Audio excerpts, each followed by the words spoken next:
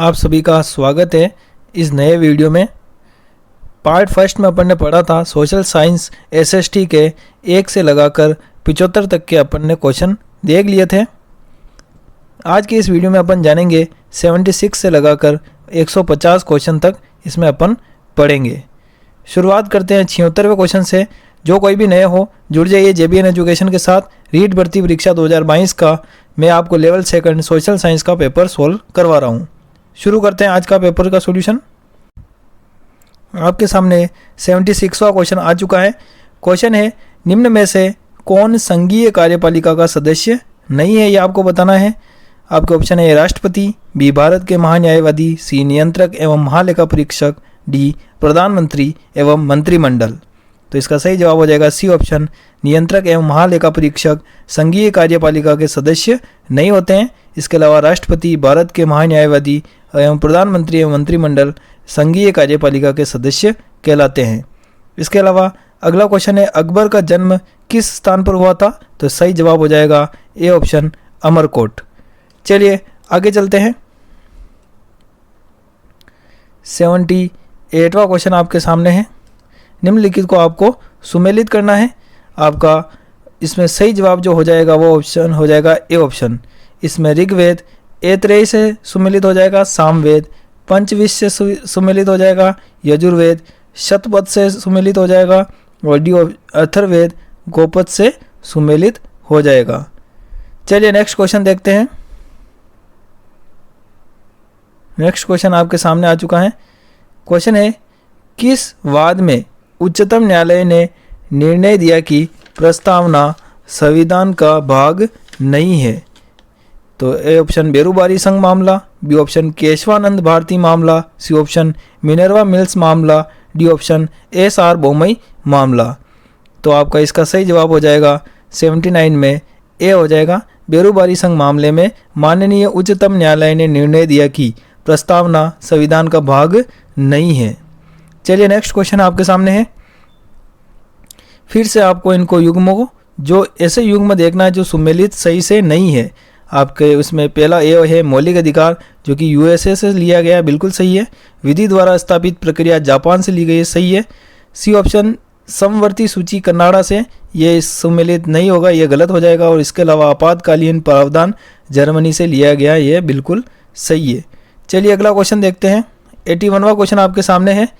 Gulf stream की तुलना अन्य किस महासागरीय धारा से की जा सकती है? तो सही जवाब हो जाएगा ए ऑप्शन, क्यूरोशिवो धारा से।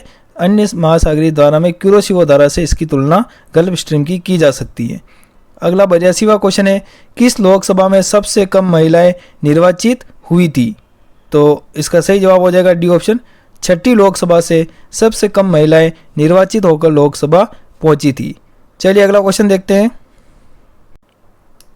नेक्स्ट क्वेश्चन 83 आपके सामने है।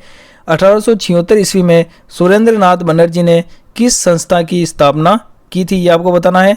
तो इसका सही जवाब हो जाएगा A option, the Indian association संस्था की स्थापना 1876 ईस्वी में सुरेंद्र नाथ बनर्जी के द्वारा की गई थी। चलिए अगला क्वेश्चन आपके सामने है। 84वां क्वेश्चन आ चुका है। अशोक का रानी का स्तंभ लेख कौन से स्थान पर है, ये आपको बताना है। तो इसका सही जवाब हो जाएगा डी ऑप्शन, इलाहाबाद में अशोक का रानी का स्तंभ स्थित है।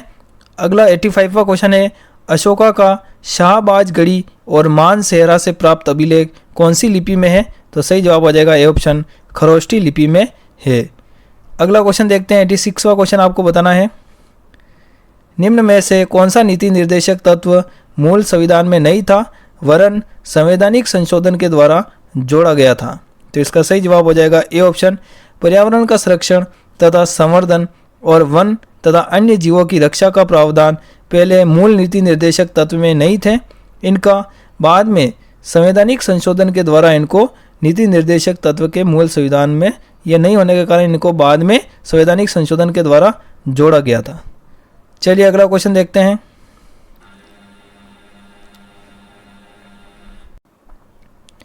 आपका 87वां क्वेश्चन है। निम्न में से कौन सा कथन असत्य है, यह आपको बताना है। तो इसमें सही जवाब हो जाएगा सी ऑप्शन, शीघ्र विघटन के बाद नवगठित पंचायत 5 वर्ष के कार्यकाल तक रहती है।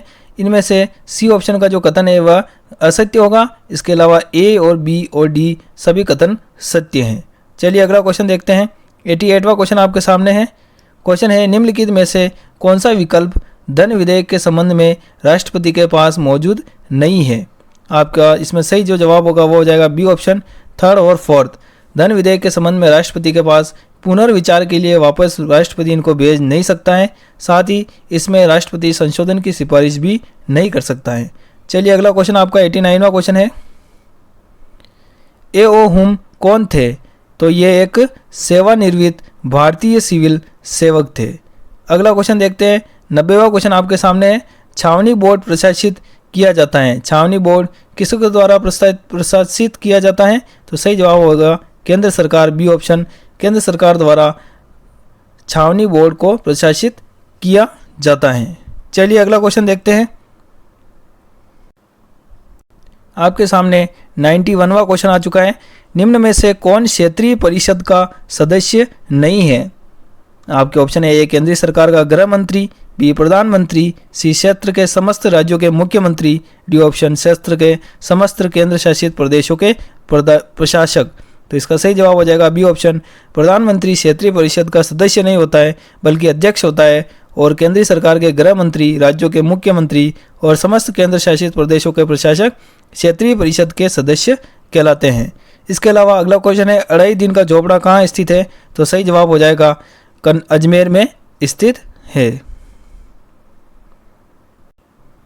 चलिए आगे चलते हैं नेक्स्ट क्वेश्चन की तरफ। 93वां क्वेश्चन आपके सामने आ चुका है।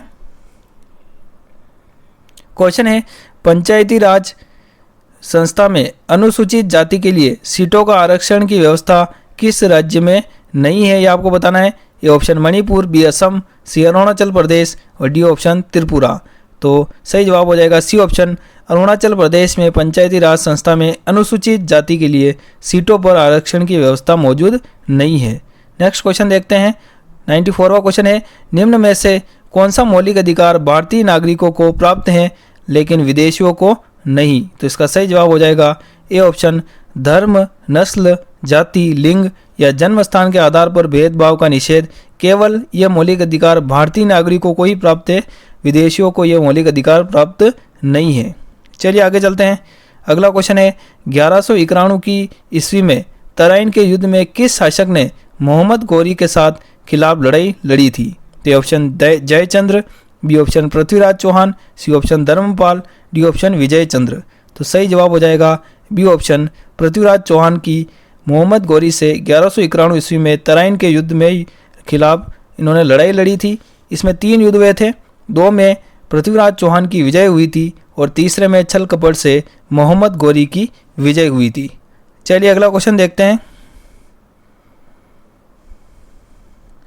आपके सामने 96वां क्वेश्चन आ चुका है। निम्न में से कौन सा भारत में वैश्वीकरण का प्रभाव नहीं है? तो इसका सही जवाब हो जाएगा ए ऑप्शन, निम्न जीवन स्तर भारत में वैश्वीकरण का प्रभाव नहीं है। चलिए अगला क्वेश्चन देखते हैं। 97वां क्वेश्चन आपके सामने है। दिसंबर 19, 2022 को राजस्थान में स्वयं सहायता समूह की अधिकतम संख्या वाले जिले का आपको नाम बताना है। तो सही जवाब हो जाएगा ए ऑप्शन, अलवर। अलवर 2022 में स्वयं सहायता समूह में अधिकतम संख्या रखने वाला जिला था। चलिए अगला क्वेश्चन है, निम्न में से कौन सा कथन सही नहीं है यह आपको बताना है। तो इसमें सही जवाब हो जाएगा सी ऑप्शन, जिला आयोग द्वारा वस्तुओं व सेवाओं के 1 करोड़ रुपए से अधिक मूल्यों के मामले देखे जाते हैं। यह कथन बिल्कुल भी सही नहीं है, अन्यथा ए, बी और डी सभी सही कथन है। चलिए आगे चलते हैं 99वें क्वेश्चन की तरफ। निम्न में से कौन सा राजस्थान राज्य कृषि विपणन बोर्ड का कार्य नहीं है? आपके ऑप्शन है, ए मंडी क्षेत्र में संरचनात्मक विकास करना, बी ऑप्शन किसानों को प्रशिक्षण देना, सी ऑप्शन विपणन प्रणाली में सुधार करना, डी ऑप्शन कृषिगत उत्पादों की कीमत का निर्धारण करना। तो सही जवाब हो जाएगा डी ऑप्शन, कृषिगत उत्पादों की कीमत का निर्धारण करना राजस्थान राज्य कृषि विपणन बोर्ड का कार्य नहीं है। इसके अलावा मंडी क्षेत्र में संरचनात्मक विकास करना, किसानों को प्रशिक्षण देना, विपणन प्रणाली में सुधार करना राजस्थान राज्य कृषि विपणन बोर्ड के कार्य कहलाते हैं। चलिए अगला क्वेश्चन देखते हैं।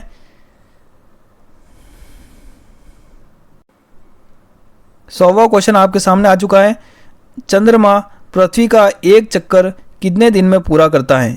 ए ऑप्शन 29 दिन, बी 27 दिन, सी ऑप्शन 29.5 दिन, डी ऑप्शन 27.5 दिन। तो इसका सही जवाब हो जाएगा डी ऑप्शन 27.5 दिन में जो एक चंद्रमा पृथ्वी का एक चक्कर पूरा कर लेता है।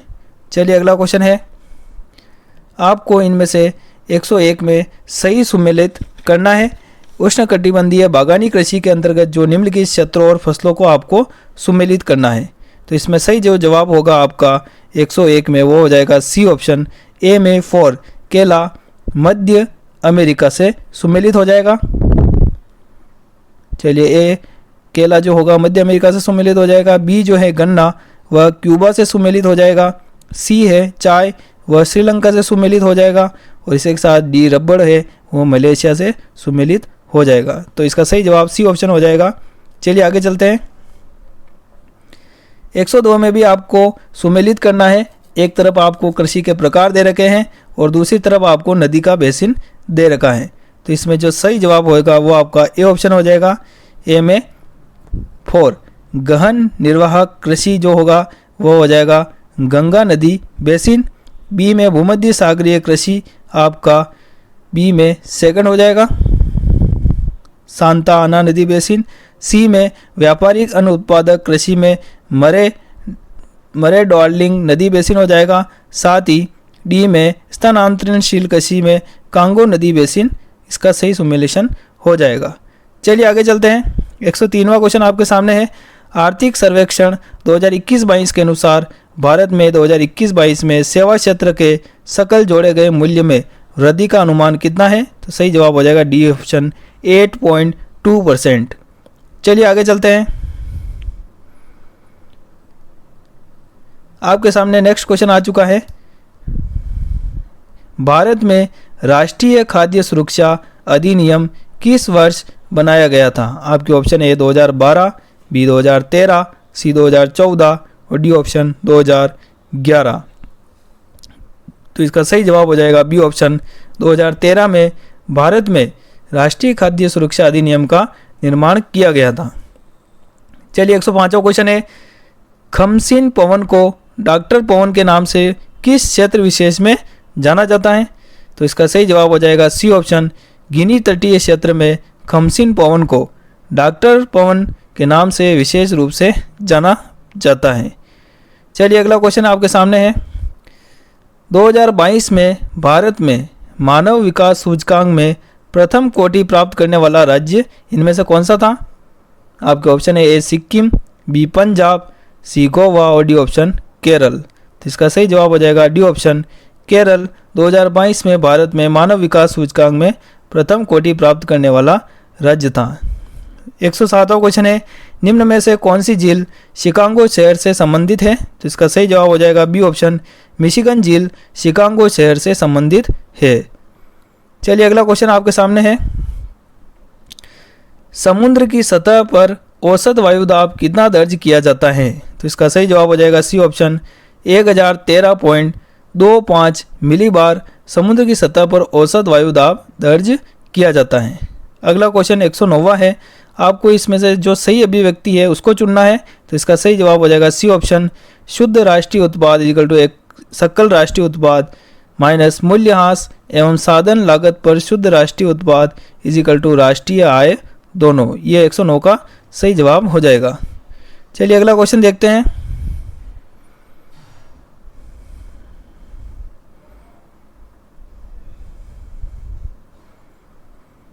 नेक्स्ट क्वेश्चन आपके सामने आ चुका है। निम्न में से किसे साख की शर्तों में शामिल नहीं किया जाता आपको बताना है। साख यानी credit. Which of the following is not a part of terms of credit. तो इसमें सही जवाब जो हो जाएगा वो हो जाएगा डी ऑप्शन, उधार लेने वाले व्यक्ति की शिक्षा को साख की शर्तों में शामिल नहीं किया जाता है। चलिए नेक्स्ट क्वेश्चन आपके सामने है। Poverty and un British rule in India पुस्तक के लेखक कौन है ये आपको बताना है। तो इसका सही जवाब हो जाएगा B option, Dadabhai Naoroji poverty and un British rule in India पुस्तक के लेखक हैं। चलिए नेक्स्ट क्वेश्चन देखते हैं। आपका क्वेश्चन है, भूमध्य सागरीय प्रकार की कृषि निम्नलिखित जिस प्रदेश में की जाती है वह इनमें से कौन सा है। तो इसका सही जवाब हो जाएगा ए ऑप्शन, कैलिफोर्निया में भूमध्य सागरीय प्रकार की कृषि की जाती है। 113वां क्वेश्चन है, विश्व व्यापार संगठन की स्थापना का वर्ष इनमें से कौन सा है?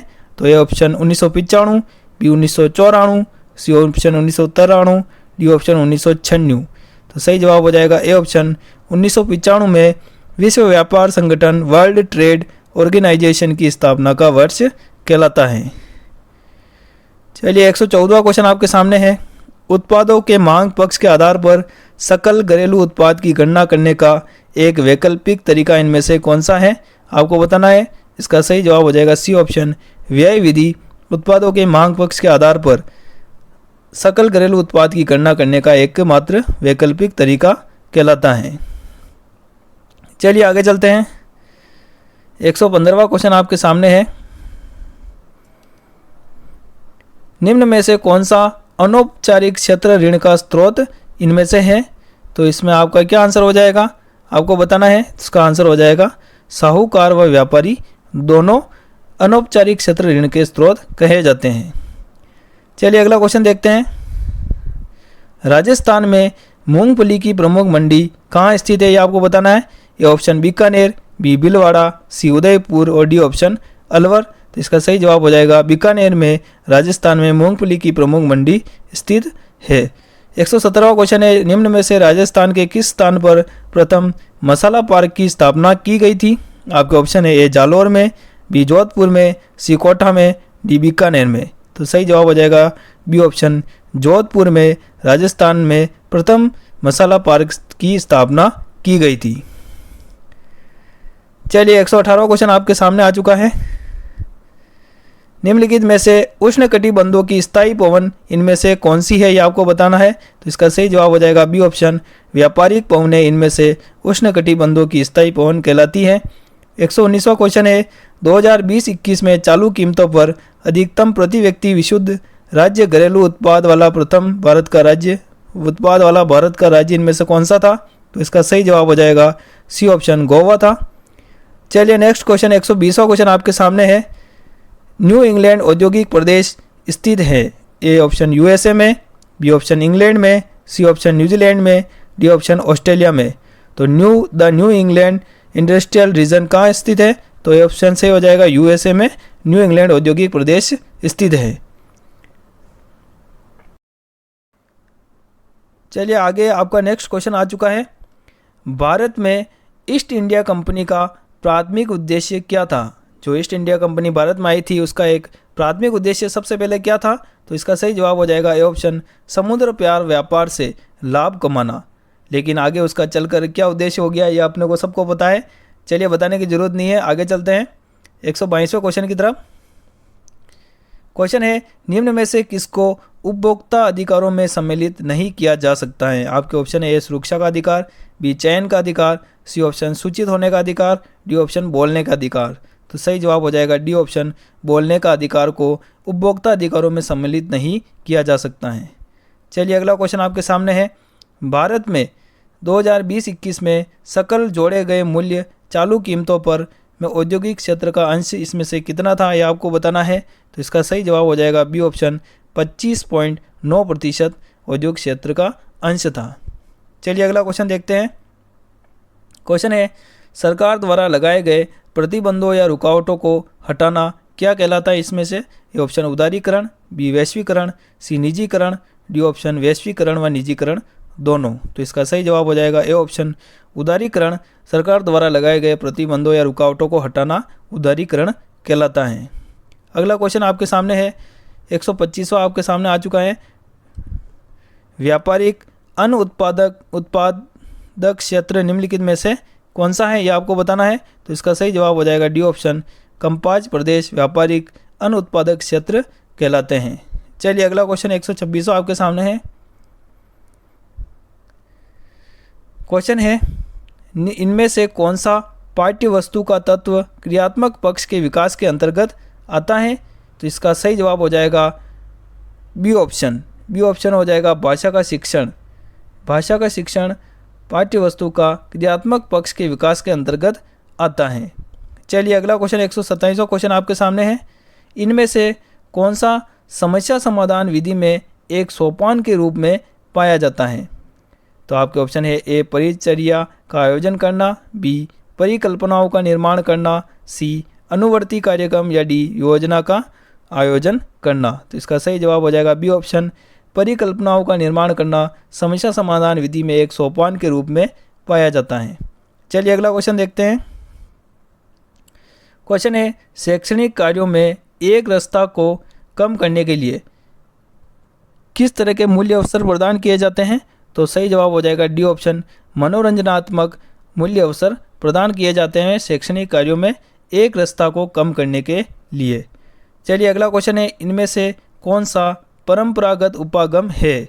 आपके ऑप्शन है ए अंतर्विषयी, बी बहुविषयी, सी विषयगत या डी ऑप्शन विषयी। तो इसका सही जवाब हो जाएगा डी ऑप्शन विषयी, इनमें से एक परंपरागत उपागम है। चलिए आगे चलते हैं। आपका क्वेश्चन है 130वां क्वेश्चन, राष्ट्रीय स्तर पर इनमें से कौन दृष्टिबाधित बच्चों के लिए स्पर्श मानचित्र तैयार करने के लिए प्रयास कर रहा है। तो आपका इसमें से जो सही जवाब हो जाएगा वो हो जाएगा बी ऑप्शन, एनसीईआरटी जो है वो राष्ट्रीय स्तर पर दृष्टिबाधित बच्चों के लिए स्पर्श मानचित्र तैयार करने के लिए प्रयासरत है। चलिए नेक्स्ट क्वेश्चन आपके सामने आ चुका है 131वां, शब्दावली खोज तालिका का आपको मिलान करना है। कॉलम ए से कॉलम बी का आपको मिलान करना है। तो इसमें आपका जो सही जवाब हो जाएगा 131 में वह हो जाएगा डी ऑप्शन। ए में आपको थर्ड से मिलान करना है, राष्ट्रीय एकता को आपको भूगोल, इतिहास एवं नागरिक शास्त्र से मिलान करना है। बी में आपका 4 हो जाएगा, औद्योगिक क्रांति का इतिहास से आपको मिलान करना है। और इसके अलावा सी को आपको सेकंड से मिलान करना है, औद्योगिक विकास, भूगोल एवं अर्थशास्त्र हो जाएगा। और साथ में डी को आपको संविधान को नागरिक शास्त्र से मिलान करना है। मैं आपको एक बार फिर से बता देता हूँ, ए राष्ट्रीय एकता को तीसरे से मिलाना है, बी को चौथे से, सी को दूसरे से और डी को पहले से। चलिए आगे चलते हैं। आपके सामने 132वां क्वेश्चन है, हमारे देश में विद्यालय स्तर पर ज़्यादातर धारणा इस पक्ष में है कि हमें सामाजिक अध्ययन शिक्षण के लिए किस तरह के उपागम को अपनाना चाहिए या उपागम के स्थान पर, तो ये आपको बताना है। तो इसका सही जवाब जो हो जाएगा डी ऑप्शन हो जाएगा, एकीकृत व विषयी उपागम के स्थान पर आपको अपनाने चाहिए, जिससे विद्यालय स्तर पर ज़्यादातर धारणा इसी पक्ष में होती है। चलिए अगला क्वेश्चन देखते हैं। 133वां क्वेश्चन आ चुका है आपके सामने, निम्नलिखित प्रयोजन विधि के चरणों को व्यवस्थित करना है आपको। इसमें से आपको जो 1, 2, 3, 4 और 5, 6 दे के इनमें से आपको चरणों को व्यवस्थित करना है। तो इसमें सबसे पहला कौन सा आएगा ऐसे बताना है। तो इसका सही जवाब जो हो जाएगा बी ऑप्शन हो जाएगा, सबसे पहले तीसरा, पहला, दूसरा, चौथा, छठा और पांचवा। इस प्रकार आपके इन चरणों को व्यवस्थित हो जाएंगे। तो इसका सही जवाब बी ऑप्शन हो जाएगा। चलिए आगे चलते हैं। जो 134वां क्वेश्चन है वह है, मॉरिसन द्वारा दिए गए बौद्ध स्तर की शिक्षण व्यवस्था के 5 सोपानों को सही क्रम में इसमें आपको रखना है। ये भी इसी तरह का क्वेश्चन है। तो इसमें सही जवाब हो जाएगा डी ऑप्शन सही जवाब हो जाएगा, तीसरा, पहला, पांचवा, चौथा और फिर दूसरा। इस तरह आपका ये सही क्रम हो जाएगा। चलिए 135वां देखते हैं। 135वां क्वेश्चन आ चुका आपके सामने। क्वेश्चन है, इनमें से कौन सामाजिक अध्ययन क्लब में आयोजित महत्वपूर्ण गतिविधियों का अभिलेख रखता है। ए ऑप्शन प्रायोजक, बी ऑप्शन कोषाध्यक्ष, सी ऑप्शन प्रचार अधिकारी या डी ऑप्शन सचिव। तो इसका सही जवाब हो जाएगा सी ऑप्शन, प्रचार अधिकारी जो होता है वह सामाजिक अध्ययन क्लब में आयोजित महत्वपूर्ण गतिविधियों का अभिलेख रखता है। चलिए आगे चलते हैं 136वें क्वेश्चन की तरफ। आपका क्वेश्चन है, विभिन्न प्रकार के यंत्रों जैसे रेडियो, कैमरों, टीवी आदि को चलाना हम किस अधिगम के आधार पर सीखते हैं, यह आपको बताना है। तो इसमें जो सही जवाब हो जाएगा वो हो जाएगा ए ऑप्शन, नैमित्तिक अनुबंधन। इसमें विभिन्न प्रकार के यंत्रों जैसे अपन रेडियो, कैमरा, टीवी आदि को जो चलाते हैं हम नैमित्तिक अनुबंधन के आधार पर इनको सीखते हैं। इसका सही जवाब हो जाएगा ए ऑप्शन। चलिए आगे चलते हैं। आगे क्वेश्चन आपको आ रहा है, न्यूक्लिक एसिड डीएनए का पूरा नाम क्या है, आपको बताना है। तो इसका सही जवाब हो जाएगा डीऑक्सी राइबोन्यूक्लिक एसिड। तो इसका सही जवाब जो होगा वो हो जाएगा D option. Deoxy ribo nucleic acid. चलिए अगला क्वेश्चन देखते हैं।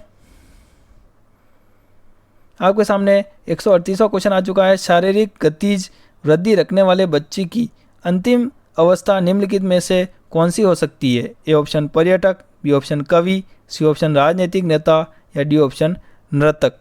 तो इसका सही जो जवाब होगा वो ऑप्शन हो जाएगा डी ऑप्शन नर्तक। शारीरिक गतिज वृद्धि रखने वाले बच्चों की अंतिम अवस्था नर्तक हो सकती है। 139वां क्वेश्चन है, अधिगम अक्षम बालक की प्रमुख विशेषताएं कौन सी है? तो इसमें डी ऑप्शन सही हो जाएगा। ये सभी अधिगम अक्षम बालक की प्रमुख विशेषताएं कहलाती है। अतिक्रिया प्रवृत्ति, सामयिक अस्थिरता व अवधान में कमी, सभी ऑप्शन सही हो जाएंगे। चलिए 140वां क्वेश्चन आपके सामने है। पावलोव द्वारा दिए गए प्रयोग में CS किसे इंगित करता है? बहुत ही अच्छा क्वेश्चन है। तो सही जवाब हो जाएगा घंटी की ध्वनि को पावलोव द्वारा दिए गए प्रयोग में CS इंगित करता है। अगला क्वेश्चन आपके सामने है 141वां क्वेश्चन।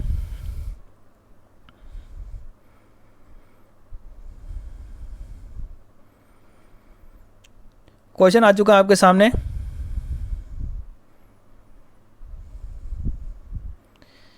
किसके अनुसार बुद्धि वही जो बुद्धि परीक्षण मापता है? ये आपको बताना है। According to intelligence is what intelligence test आपको इंग्लिश में भी पढ़ सकते हैं। तो इसका जो सही जवाब हो जाएगा वो होगा बी ऑप्शन। बोरिंग के अनुसार बुद्धि वही है जो बुद्धि परीक्षण मापता है। चलिए अगला देखते हैं 142वां क्वेश्चन। मास्लो के अनुसार सबसे पहले आवश्यकताएं आती है? ए सम्मान, बी सामाजिक, सी दैहिक या डी ऑप्शन सुरक्षा। तो इसका जो सही जवाब होगा वो हो जाएगा सी ऑप्शन दैहिक। मास्लो के अनुसार सबसे पहले जो आवश्यकताएं आती है वह होती है दैहिक आवश्यकताएं। चलिए आगे चलते हैं नेक्स्ट क्वेश्चन की तरफ। आपका नेक्स्ट क्वेश्चन है, जब बालक सीधे दाएं हाथ से लिखना सीखता है तो यह कौशल का अधिगम अंतरण उसे उल्टे बाएं हाथ से लिखने में सुगमता प्रदान करता है। यह सीधे हाथ का उल्टे हाथ से लिखने के कौशल का हस्तांतरण क्या कहलाता है? ये आपको बताना है। तो इसका जो सही जवाब हो जाएगा वो हो जाएगा द्विपार्श्विक अधिगमनांतरण, ये इसको हस्तांतरण कहलाता है। चलिए अगला क्वेश्चन देखते हैं। नेक्स्ट क्वेश्चन आपके सामने है, निम्नलिखित में से कौन सा तत्व अभिप्रेरणा चक्र से संबंधित नहीं है? ये आपको बताना है। ये ऑप्शन आवश्यकता, बी ऑप्शन अंतर्निरोध, सी ऑप्शन संवेग और डी ऑप्शन प्रोत्साहन। तो इसका सही जवाब हो जाएगा सी ऑप्शन संवेग। अभिप्रेरणा चक्र से संबंधित नहीं है, बाकी सभी संबंधित है। 145वां क्वेश्चन है, किस प्रकार के अनुबंधन अधिगम के लिए सर्वाधिक प्रभावी हैं? ये ऑप्शन विलंबित, बी सहकालिक, सी अवशेष, डी पश्चगामी।